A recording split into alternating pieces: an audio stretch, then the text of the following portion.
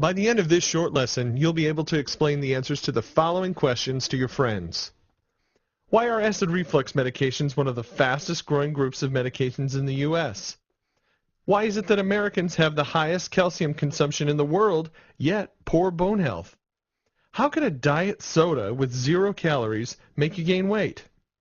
Here's the second thing that'll change your life. Are you ready? Every food or beverage is alkaline, acidic, or somewhere in between. Alkalinity and acidity are measured in terms of pH, which stands for potential of hydrogen. This is a pH scale. It ranges from 0, the most acidic, to 14, the most alkaline. For example, let's consider the following pH values. Your stomach acid is 1, diet soda is 2.5, coffee 3, water 7, your blood ranges from 7.35 to 7.45, seawater is 8.5, and baking soda is 12. Ideally, human blood should be slightly alkaline, between 7.35 and 7.45 on the pH scale. Your body won't allow your pH to become imbalanced. If it did, you would die. Your body has built-in mechanisms such as respiration, perspiration, urination, and mineral depletion, which keep it in balance. The trouble begins when your body has to work overtime to maintain balance. An imbalance is primarily due to the overconsumption of acid-forming foods and beverages, as well as unhealthy stress. We consume considerably more acid-forming than alkaline-forming foods and beverages. We consume too much coffee, caffeine, soda pop, beer, alcohol, processed foods, fried food, high-fructose corn syrup, sugar, artificial sweeteners, and animal proteins, just to name a few. In addition to our unhealthy food and beverage choices, we live in a world that keeps speeding up, potentially leading to high levels of unhealthy stress, which also increases acidity. Foods and beverages run the gamut of the pH scale. There are a few general rules. Animal products are for the most part acidic. Let's look at ice cream, cheese, yogurt, beef, lobster, chicken, pork, shellfish, venison, and fish. Vegetables and fruits are primarily alkaline. Let's look at snow peas, spinach, tomatoes, lettuce, squash, potatoes, cabbage, broccoli, asparagus, and sweet potatoes. And fruits, let's look at oranges, bananas, grapes, cherries, grapefruit, mangoes, raspberries, watermelons, lemons, and limes. I know you're thinking we got this wrong. Lemons and limes are acidic, right? Well, the classification of whether a food or beverage is acidic or alkaline is based on the effect it has on the body after digestion. For example, lemons are extremely acidic in their undigested form. However, their end product after digestion is more alkaline, making lemons alkaline forming in the body. A simple way to increase the alkalinity of a glass of water is to add a slice of lemon or lime. Let's see where popular drinks fall on the pH scale. We have soda, beer, coffee, alcohol, and tea. And how about water? Well, let's look at distilled water, bottled water, spring water, and mineral water. Another general rule is the more processed the food, the more acidic it will be. However, just because a food or beverage is acidic doesn't mean it's unhealthy. Blueberries and walnuts are both acid-forming foods, but they have tremendous health benefits. It's more important to pay attention to the overall trend. Remember when we said Americans eat a diet rich in acidic foods? Let's examine some typical American meals. How about a burger, french fries, and a soda? Or a steak, baked potato, and glass of wine? Or what about fried chicken, baked beans, corn, and a beer? Or the all-American picnic of a hot dog, potato chips, and a salad, chip soda? These meals force your body into an acidic state. So let's bring this all together. What happens when your diet is too acidic? As previously mentioned, your body is constantly putting mechanisms in place to maintain a balanced pH. When your body has to work overtime to maintain balance, the trouble begins.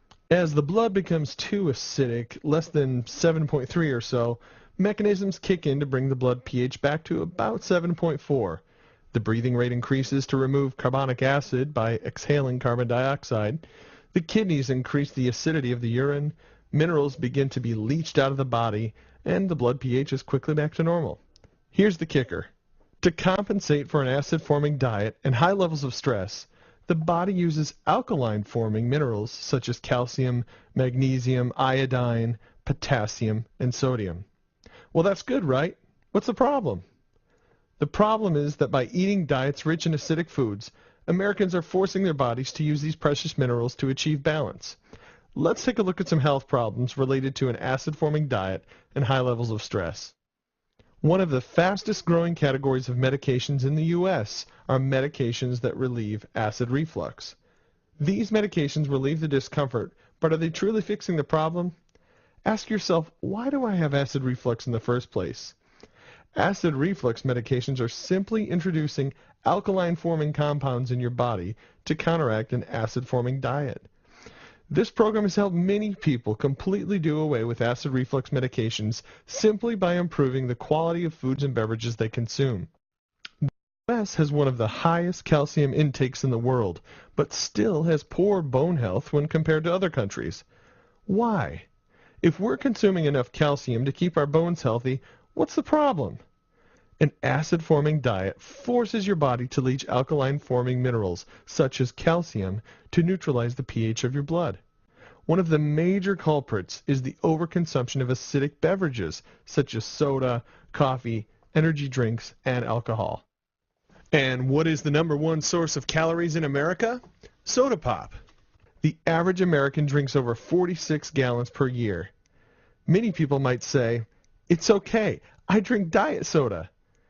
We've heard of people having maybe 3 or 4 or even up to 10 diet sodas a day. Why not? There's 0 calories, right? What if the very thing that you thought helps keep weight off actually put weight on? How? Diet sodas, as well as regular sodas, contain phosphoric acid. Phosphoric acid is right next to battery acid on the pH scale. Constantly flooding the body with an acidic beverage, as we now know, results in the leaching of many minerals.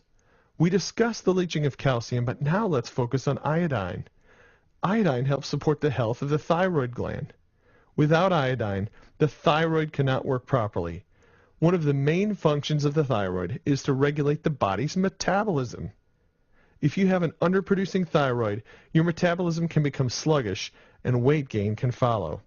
And that's how a drink with 0 calories can cause you to gain weight. So tell me, how do I balance my body's pH? It's simple. 2 things, R&R and proper diet. First, rest and recovery. Take time for yourself. Get more sleep. Take regular vacations. And try to get a little downtime each day. Secondly, diet. Consume foods and beverages that have high alkaline levels. Now, there's no need to memorize these foods we presented. In the attachments tab in the upper right, you'll find the food target, which takes the guesswork out of the equation. The food target ranks foods from poor in the outer circle to best in the inner circle. One of the main considerations in developing the food target was the effect the food has on your pH. If you're curious, you can monitor your pH on a regular basis by the use of litmus strips. These may be purchased at most health food stores or pharmacies and measure the pH of your saliva or urine. On a side note, the pH of your saliva and urine should fall between 6.8 and 7.2.